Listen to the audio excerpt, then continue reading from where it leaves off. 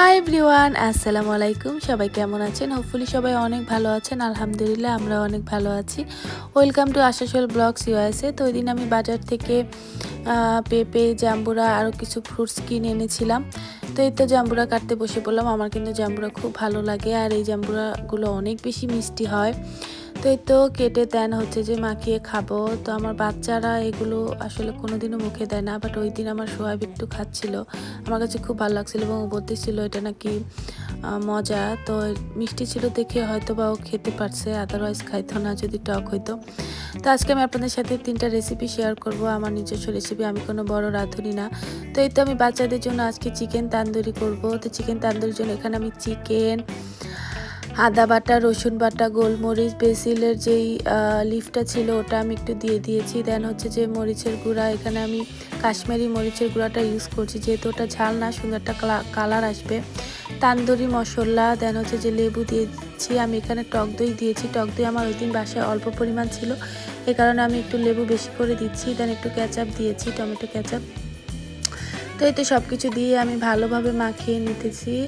মাখানো হয়ে গেলে দেন আমি এয়ার ফ্রায়ারে বাচ্চাদেরকে একটু বানিয়ে দিব। সন্ধ্যাবেলায় আমি এটা করতেছিলাম।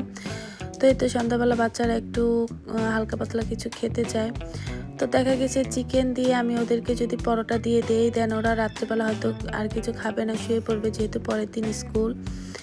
তো এই তো আমি মাখিয়ে টাকিয়ে ওদের জন্য এয়ার ফ্রায়ারে ঝটপট চিকেন তান্দুরি করে দিচ্ছি। এর সাথে আমি পরোটাও ভেজে দিয়েছি। ওরা বলতেছিল রাতে আর ভাত খাবে না, এটা খেয়েই শুয়ে পড়বে। তো এই তো আমার অলমোস্ট ডান। এয়ার ফ্রায়ারে কিন্তু সব কিছু করতে অনেক বেশি ইজি। যে কোনো কিছু আমি অলওয়েজ এয়ার ফ্রায়ারেই করি। তো এই তো পরোটা অ্যান্ড চিকেন ডান। এখন আমার বাচ্চারা খাবে, খেয়ে ঘুমিয়ে পড়বে। তো এই তো এখন আমি হচ্ছে যে গরুর মাংস রান্না করব। তো আজকে গরুর মাংসের রেসিপিটা আপনাদের সাথে শেয়ার করতেছি। গরু মাংস আমি অলওয়েজ সরিষার তেল দিয়ে রান্না করি। তো এই তো আমি সরিষার তেল দিয়ে দিয়েছি।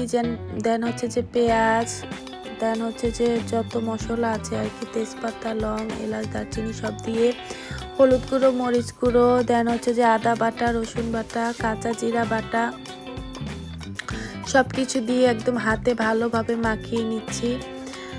এটা খুব ভালোভাবে মাখাতে হবে। আমি অলওয়েজ হাতে মাখিয়ে গরু মাংস রান্না করি। তো এই তো আমি মাংসটা আগে থেকে ধুয়ে পরিষ্কার করে রেখেছিলাম। এখন আমি মশলার ভিতরে দিয়ে ভালোভাবে মাখিয়ে নিব। যত ভালোভাবে মাখাবো ততই মাংসটা অনেক বেশি স্বাদ হবে। তো এই তো ভালোভাবে মাখিয়ে নিচ্ছি। ভালোভাবে মাখানো হয়ে গেলে আমি জাস্ট এইভাবেই ঢেকে চুলা জ্বালিয়ে দিব। দেন হচ্ছে যে এই মাংসটা কষে দেন হচ্ছে যে পানি বের হবে, ওই পানিতে আমি কষিয়ে পানিটা একদম টেনে দেন হচ্ছে যে পানি দিব আবার।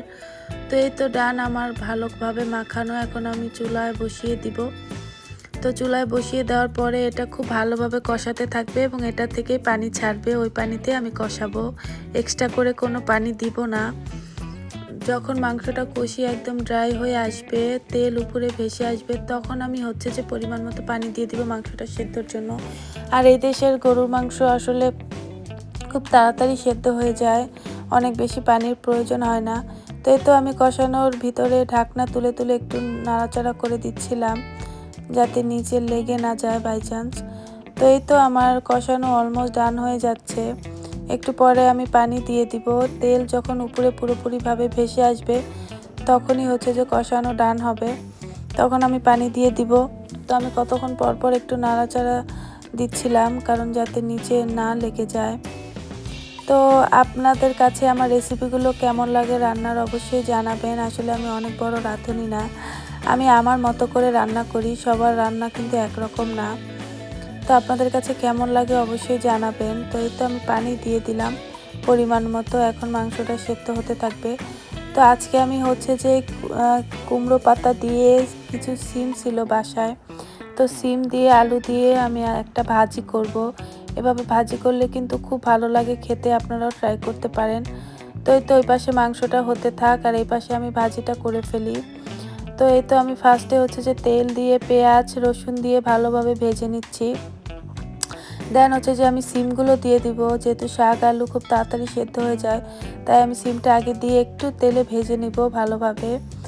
তো ভাজা হয়ে গেলে দেন হচ্ছে যে আমি কুমড়ো শাকটা আর হচ্ছে যে আলুটা দিয়ে দিব। এখানে শুধু শাক ছিল, কুমড়োর কোনো ডাঁটা ছিল না। তো এই তো আমি ভালোভাবে এখন নাড়াচাড়া করে নিব। নাড়াচাড়া করে একদম হাই হিটে আমি কতক্ষণ ঢেকে রাখবো। ঢেকে দেন হচ্ছে যে আমি নর্মালভাবে এটাকে কুক করব আর কি। আমি এখানে কোনো পানি দিব না এবং আমি হাই হিটে রান্না করব। হাই হিটে শাক রান্না করলে শাকের কালারটা কিন্তু নষ্ট হয় না। আর আমার কাছে শাক একটু গ্রিন কালার থাকলে ভালো লাগে, কালার যদি চেঞ্জ হয়ে যায় আমার কাছে ভালো লাগে না। তো এই তো আমি ভালোভাবে নেড়ে চেড়ে শাক ভাজিটা করে ফেলছি। এভাবে সিম অ্যান্ড আলু দিয়ে শাক রান্না করলে কিন্তু খেতে খুব টেস্ট হয়। আপনারা লাউ শাক কিংবা কুমড়ো শাক এভাবে রান্না করতে পারেন। আর সিমগুলো হচ্ছে যে বিচিযুক্ত ছিল, তাই খেতে আরও বেশি ভালো লাগছে। তো এই তো আমার রান্না অলমোস্ট ডান হয়ে যাচ্ছে। এদিকে আমি মাংসটা বারবার করে নাড়াচাড়া দিচ্ছিলাম